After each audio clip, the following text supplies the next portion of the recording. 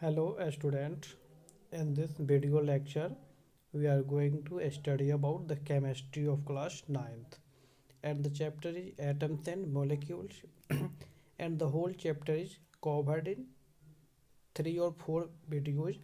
So in this is the first part of this chapter, atoms and molecules.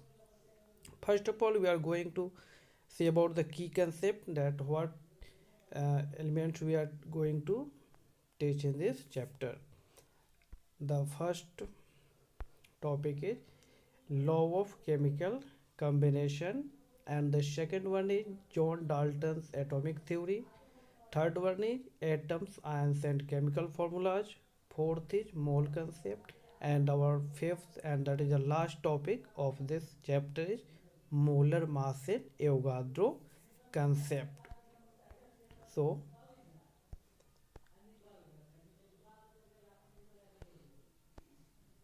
the first topic is our we are going to next slide, and that is the law of chemical combination.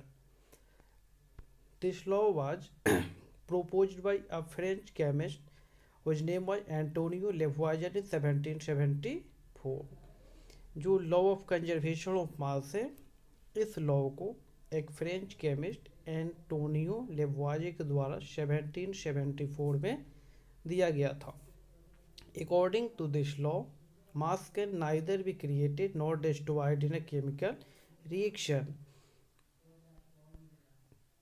That is, for any chemical process in a closed system, the mass of a reactant must be equal to the mass of product. ये दोनों law को अगर हम observe करें तो पाते हैं कि किसी भी केमिकल रिएक्शन में मास को न तो क्रिएट किया जा सकता है और ना ही डिस्ट्रॉय किया जा सकता है. यानी अगर कोई भी रिएक्शन होता है तो उसका मास उसमें ना क्रिएट होगा और ना कोई मास डिस्ट्रॉय होगा. रिएक्शन से पहले का जो मास होगा वही मास रिएक्शन के बाद का भी होगा. जैसे अगर हम कोई एक एग्जांपल लेते हैं, कार्बन और ऑक्सीजन दोनों मिलके जो है कार्बन डाइऑक्साइड गैस प्रोड्यूस करता है. अगर एक मोल कार्बन का वेट देखें तो 12 ग्राम होता है, और जो O2 है उसका मास जो है यह 32 ग्राम होता है. और दोनों को ऐड करें तो एक मोल जो CO2 बनेगा इसका मास 44 ग्राम होगा. तो यहाँ जो रिएक्टेंट है इसके मास को ऐड करें तो भी हमें 44 यूनिट मिलेगा, और जो प्रोडक्ट का मास है उसका भी मास हम देखें तो यहाँ भी 44 यूनिट मास होगा. यानी मास ना कम होगा और ना ज़्यादा होगा.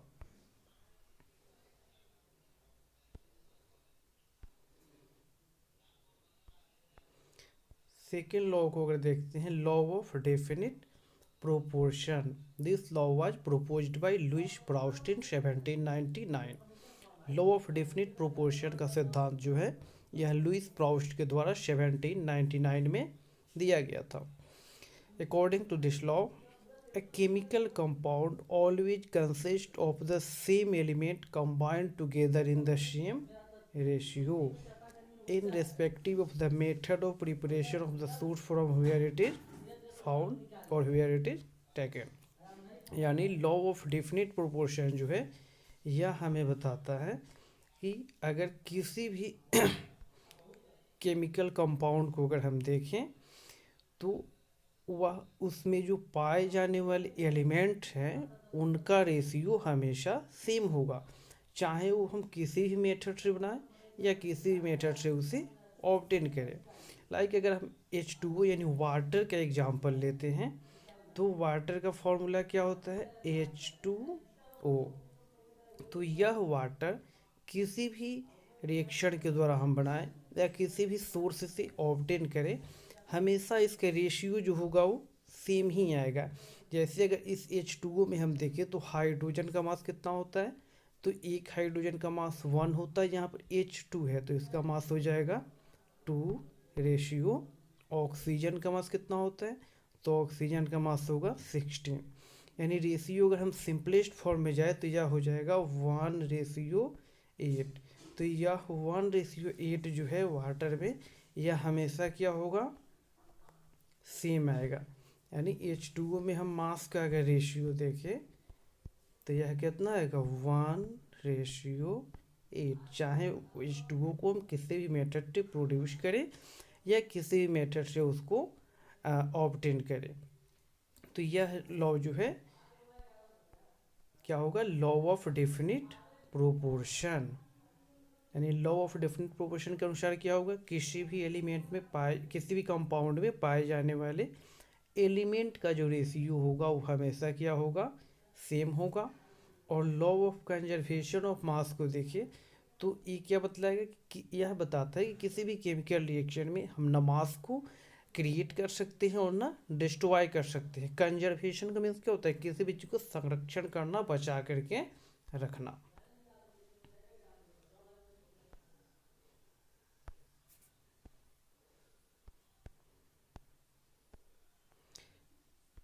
Verification of law of conservation of mass, यानी इस लॉ को हम कैसे वेरीफाई करेंगे।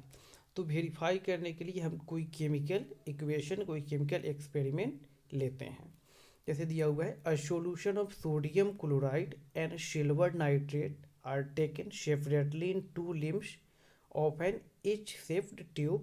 The tube is sealed and weighed precisely. The two reactants are made to react by inverting the tube. The following reaction take place.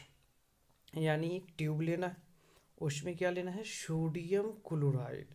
Sodium chloride क्या होता है, NaCl, जिसको कॉमन साल्ट बोलते हैं, जो नमक हम लोग खाते हैं। Silver nitrate, silver nitrate, silver का फॉर्मूला Ag, नाइट्रेट NO3। इस दोनों का हम केमिकल रिएक्शन कराते हैं अगर, तो इसकी केमिकल रिएक्शन क्या होगा, इसमें यह जो सिल्वर है वह क्या होगा, क्लोरीन के साथ रिएक्शन करके बनाएगा AgCl। और सोडियम जो है वह नाइट्रेट के साथ रिएक्शन करके बनाएगा sodium nitrate, that is NaNO3।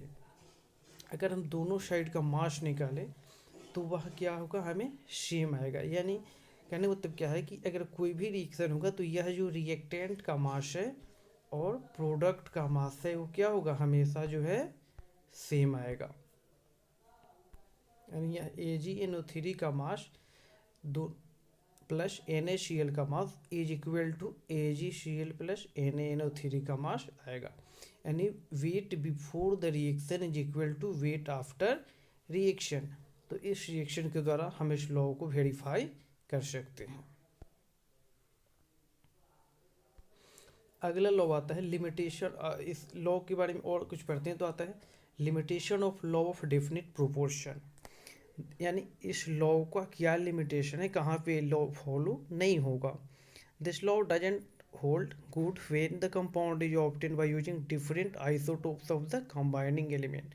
अब यहाँ पे एक टर्म आता है आइसोटोप्स। तो आइसोटोप्स क्या होता है, किसी एक ही एलिमेंट, ऐसा एटम जिसका एटॉमिक नंबर सेम हो लेकिन वो एटॉमिक मास डिफरेंट हो। जैसे अगर हम हाइड्रोजन का लेते हैं तो hydrogen atomic number 1 and atomic mass 1, hydrogen atomic mass 1 and atomic mass 2, hydrogen atomic mass, atomic number 1 and atomic mass 3। ये हाइड्रोजन के 3 आइसोटोप्स पाए जाते हैं। तीनों का अगर हम एटॉमिक नंबर देखें तो तीनों का एटॉमिक नंबर हमारा सेम है, 1 1 एंड 1। एटॉमिक नंबर तीनों का सेम है। लेकिन अगर हम एटॉमिक मास को देखें तो एटॉमिक मास हमारा डिफरेंट कर जाता है। यहाँ पे 1 है, यहाँ 2 है, यहाँ 3 है। ऐसे भी और भी एलिमेंट का हम देखते हैं। जैसे हम कार्बन का अगर लेते हैं तो कार्बन 6, कार्बन 6, कार्बन 6। लेकिन इसकी एटॉमिक मास को अगर देखिए तो एटॉमिक मास डिफरेंट हो जाएंगे। जैसे कार्बन 12, 13 एंड 14। यानी एक ही एटम के सबके एटॉमिक नंबर क्या है, सेम है, लेकिन एटॉमिक मास क्या है, डिफरेंट है। तो ये इसकी आइसोटोप कहलाएंगे। तो यह जो लॉ है, जिसको जो लॉ है law of conservation of mass, तो यहाँ आइसोटोप के केस में यह चेंज हो जाएगा। जैसे मान लीजिए अगर हम यहाँ पे कार्बन 2l वाला लेते हैं और यहाँ कार्बन 14 से कैलकुलेट करेंगे तो यहाँ पे लॉ जो है फॉलो नहीं होगा।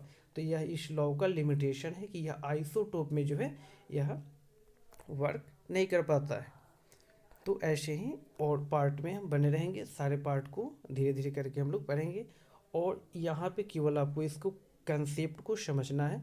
यहाँ आप चाहे तो नोट कर सकते हैं या नहीं भी नोट कर सकते हैं, क्योंकि जैसे ही ये चैप्टर कंप्लीट होगा मैं सबका टाइपेड नोट्स जो है पीडीएफ फॉर्मेट में ग्रुप में डाल दूंगा। तो यहाँ से आप नोट नहीं भी करते हैं तो कोई प्रॉब्लम नहीं है, उसका आप प्रिंट निकाल सकते हैं या वहाँ से पीडीएफ डाउनलोड करके वहाँ से नोट्स बना सकते हैं, क्योंकि एक जगह आपका पूरा कंपाइलेशन रहेगा सारे चैप्टर का एक ही जगह।